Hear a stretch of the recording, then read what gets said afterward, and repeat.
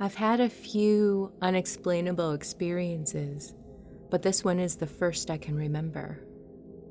The summer I turned 14, I spent a lot of time hanging at my cousin's house, helping her take care of her kids. One evening, her daughter wasn't feeling well.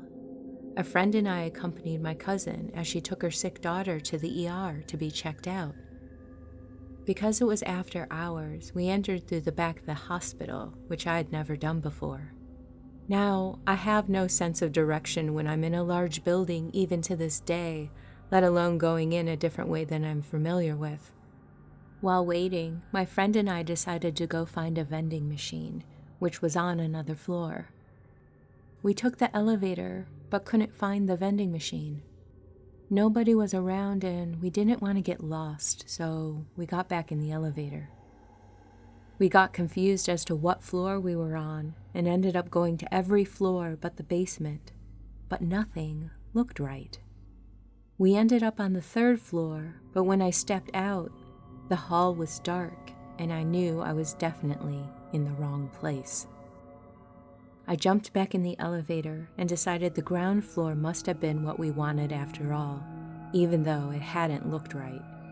When I got back in the elevator and hit the button, the door closed. Then suddenly, it opened again, but nobody was there. Then it shuts, and the temperature dropped. It was suddenly ice cold. I looked at my friend who was standing in front of the control panel, and there was a blurry shape between us. My friend seemed frozen in place and didn't say a word.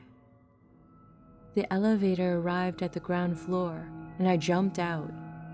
My friend was just standing in there. I reached in and pulled her out, and she seemed to snap too. I asked her what that was all about, and she didn't seem to know what I was talking about. So, I didn't say a word about it to anyone, because I kind of thought that maybe I was losing my mind. Fast forward a few weeks, and I'm at lunch with my cousin and her mom. We were talking about the hospital visit, but I kept the elevator ride to myself. Her mom starts talking about how she used to work the night shift at the front desk way back in the day. She says a little ghost boy used to ride the elevator down from the 3rd floor, stand at the end of the hall, and stare at her for a bit. She'd say hi and he would eventually get back in the elevator and would go back up to the 3rd floor.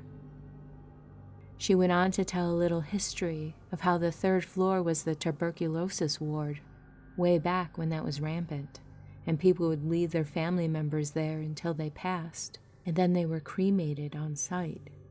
She believed the little ghost child was one of the kids who had been left there.